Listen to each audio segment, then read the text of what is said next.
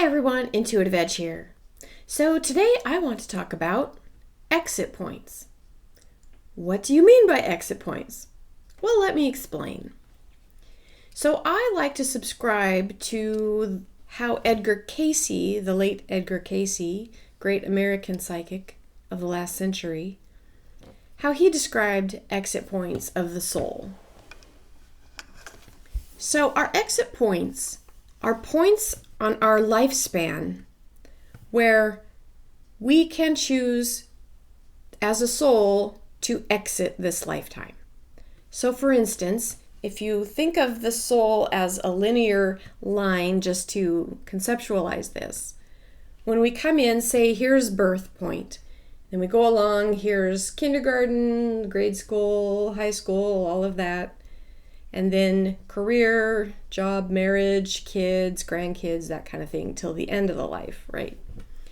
Well, according to the Edgar Cayce readings, there are points on that line, so to speak, that the soul has contracted can be exit points. Now, according to Edgar Cayce, each person has, on average, 3, some more, some less, that they've given themselves the option to say, I'm out of here, I'm done. We've often heard that expression that says, well, I guess it was his time to go, when we can't rationalize or explain somebody's death. And on some level, that is true. It was that soul's choice to leave at that time. You also may have probably heard, or maybe you know of people who have what they call cheated death, where they were in a horrible car accident, and by looking at the wreckage, all the authorities and everybody that sees it says there's no way anybody should have survived that. And yet, somebody walked away from it. That's called cheating death and missing your exit point. So you can cross that exit point off your list. Maybe you have a few more left, or maybe you have just one more left. There's an old joke I heard once about somebody who had trepidation of being on airplanes. And someone tried to reassure him that if it's not your time to go, you're not going to be in a plane crash. To which the guy replied, what if it's the pilot's time to go? What if you get on an airplane and maybe a good portion of the people who are on that airplane have a soul contract that's their exit point? Well, maybe you made that exit point with them, and that's unfortunate for you, but it is in your soul's path. You got on that plane, there's your exit. Or you may be one of those that survived the crash to your bewilderment, and you managed to get yourself out of the plane and help others out as well, because it wasn't truly your exit point. It wasn't your time to go. Maybe you crossed that exit point where it could have been your time to go, and your soul said, no, we're not quite done here. We've got a little more living to do. We're not done with our life yet. And so you skirted death and missed your exit point. I think the idea of exit points that are chosen by the soul can bring peace to many who may be struggling with the idea or the concept of how do you deal with somebody dying suddenly or as a result of an accident. How do you cope with that? I think it helps to realize that the soul chooses when it leaves. Now, some choices, I do want to say here, could be avoided. Every lifetime has a span that it has chosen to be. And perhaps a soul chooses the lifetime out of all the possibilities to be maybe to live to age 80. And perhaps something comes in and they skirt death once. Maybe they were supposed to be on that plane that crashed. They missed that exit point. They didn't take that one. And perhaps the next one rolls around in their 40s, and unfortunately there's an accident or something that takes their life. And out of all the possibilities, their soul could have lived until they were 80 the way I like to look at it is, generally speaking, if a soul does exit the body and leave, there was enough gained and enough learned by that time for that soul to have learned some important lessons that it came here to learn. We all come here to learn something. And those that have really tough lives here on earth have put before themselves a lot of life lessons that they wish to learn. And those, in my opinion, are the really strong souls among us. Those that have lived through really tough, you know what. And we marvel at those people that have tough lives, but they're tough souls to begin with. So I just want to encourage somebody out there who may need to hear that. So this morning I was pondering the various concepts of the universe, which I often do because I live in my head a lot. And I was thinking about exit points in terms of what we've been through the last 2 years. So what happens when someone is going along, and maybe I should back up and talk about the things that we've been subjected to these last 2 years. I'm going to share an opinion here, and I know that some people may not share this opinion, and that's okay. But my opinion is that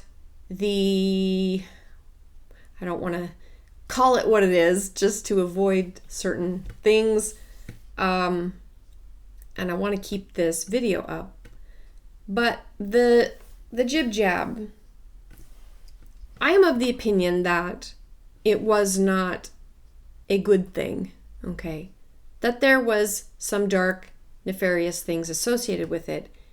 And at its core, I believe, is a plot to cull the human population.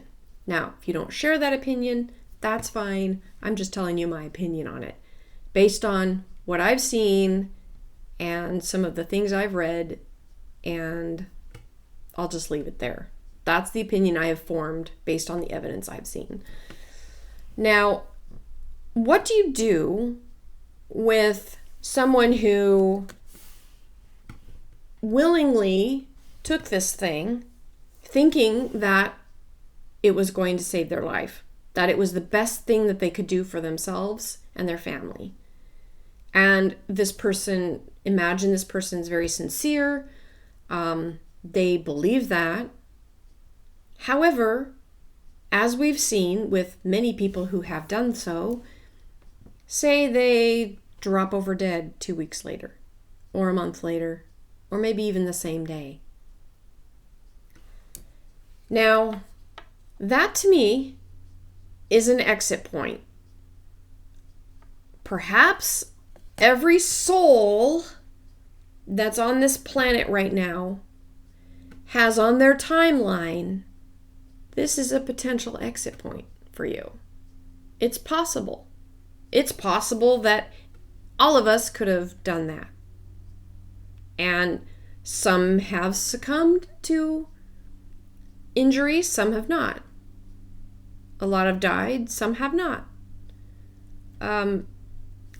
So what are we to make of that?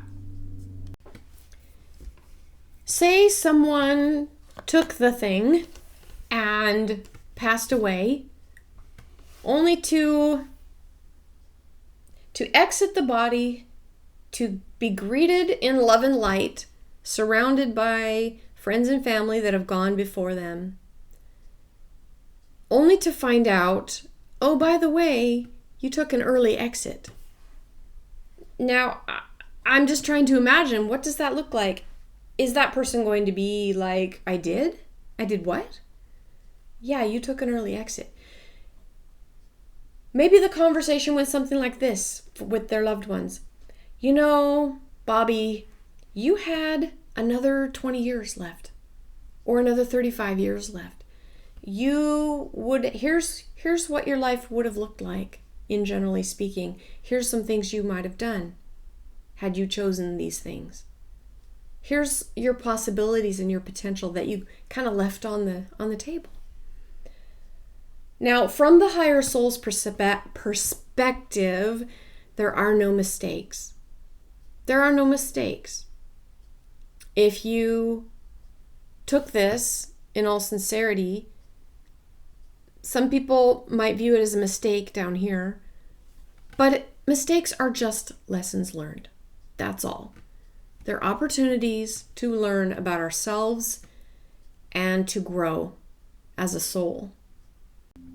Now, I'm not saying I have all the answers about this. I honestly don't know.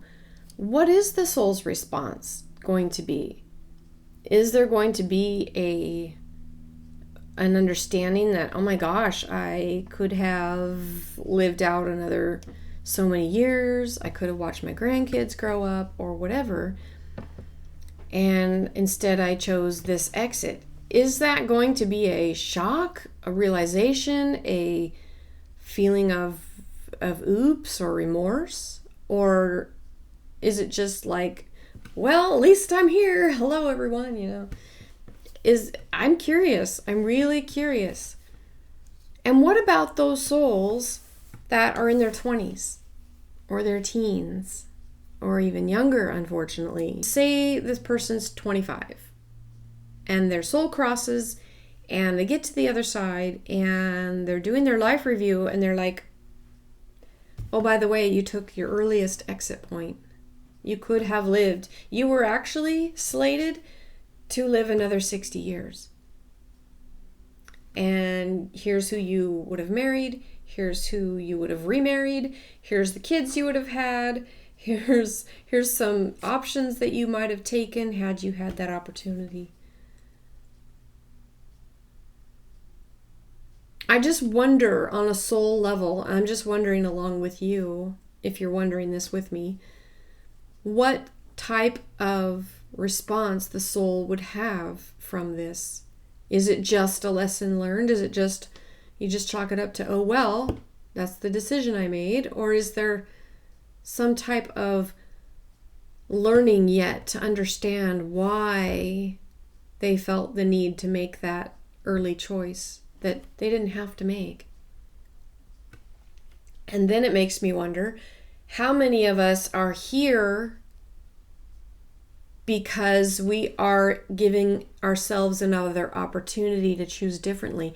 Perhaps there was another lifetimes ago, where we were the ones who are here now, we are the ones who chose that early exit point. And our soul is giving us the opportunity to make that choice again. Do you want to choose that early exit? Or do you want to say, you know what? No, I'm not going to choose that. I don't wish to do that. I feel like it might be detrimental to me. I'm going to hold out because I believe that there's something else that my life is here to offer me. Perhaps that's the answer. Maybe those who in sincerity chose that early exit, there's no judgment really for that person that chose early, but they may feel a type of wishing or remorse that maybe brings them back again in the future to do round 2 on this decision. It may not look exactly the same. It may not be a pandemic. It may be something else. But again, that soul has a choice to make. Do I want to leave now? If a soul is in that car accident, their soul may be protecting the body because they're not ready to go yet. And they miraculously survive. Because they've made that decision on a soul level, I'm not ready to go. I don't want to go now. It's not my time. It's not God saying, it's not your time yet. It's you saying, I'm not ready to go. Now, sometimes the conscious mind could be kicking and screaming, I'm not ready to go. And the soul releases and says, yeah, it's time. And that could be really hard, I think, for the mental body, the soul experience now in this physical attachment, being very attached to our loved ones, our families, our children, our husband, wife, career, whatever it is, being very attached, even a home that they've built. And yet the soul is allowing the release from the body at that time. So understanding these exit points really does take into account the soul, the oversoul, the reason that you incarnated in the first place, the lessons that you came here to learn. Did you learn anything? Most of us have learned things. I'd say it's pretty certain most of us, almost all of us, maybe every one of us have learned something in this life. If you haven't, well, you'll get more opportunity, I'm assuming.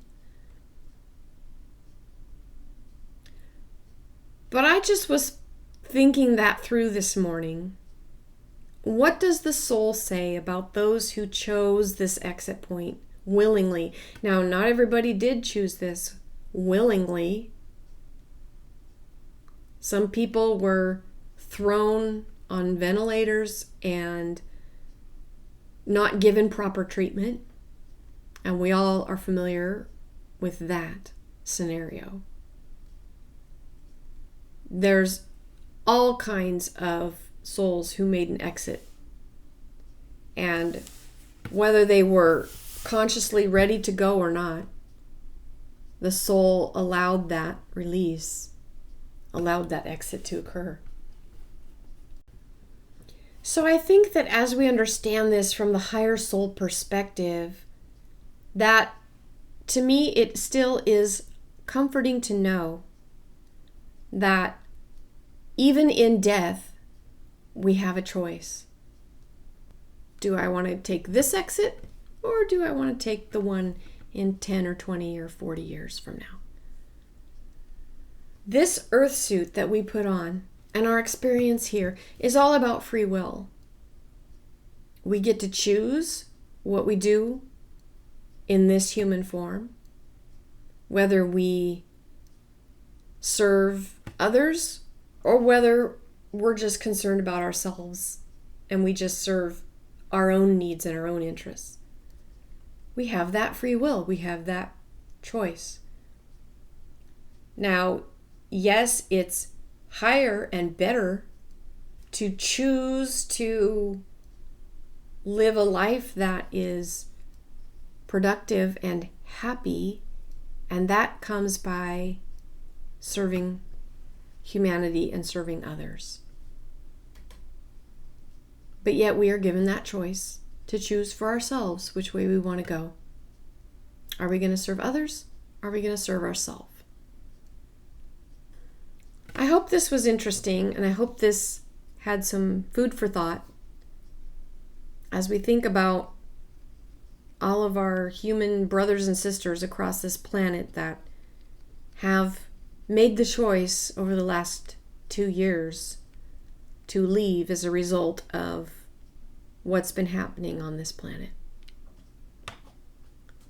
Some have left very unwillingly. Some have left unknowingly when you just happen to drop dead of a heart attack. There are a lot of people suffering, getting ready to make their transition also. So for those, you can take comfort knowing that you have a choice.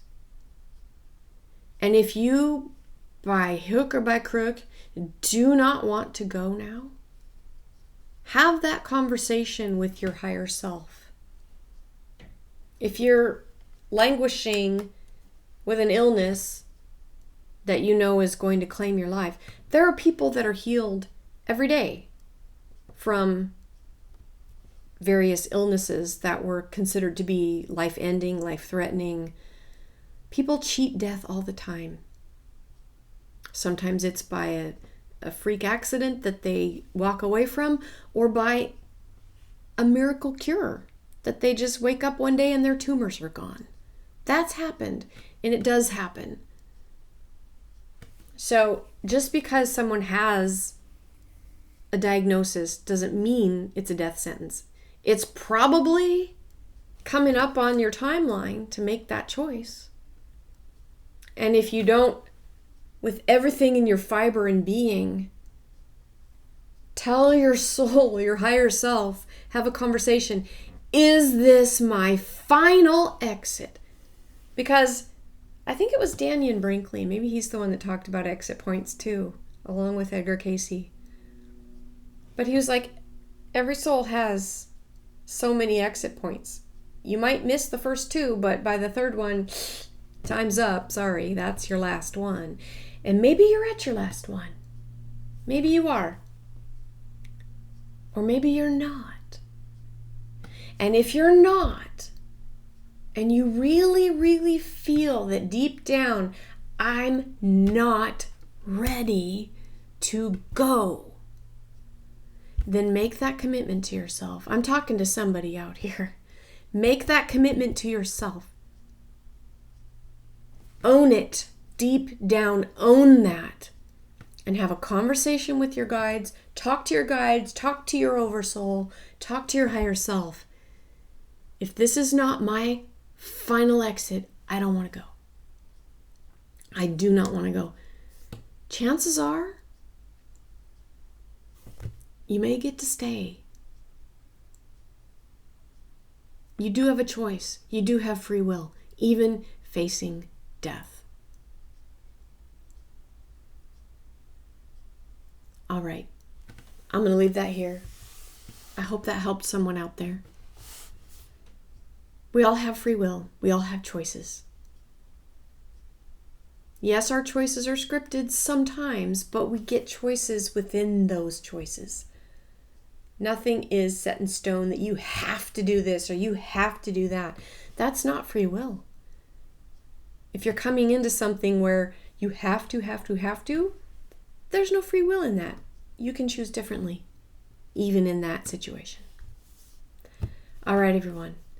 This has been Intuitive Edge. I hope you enjoyed this discussion. We'll catch you next time. Bye for now.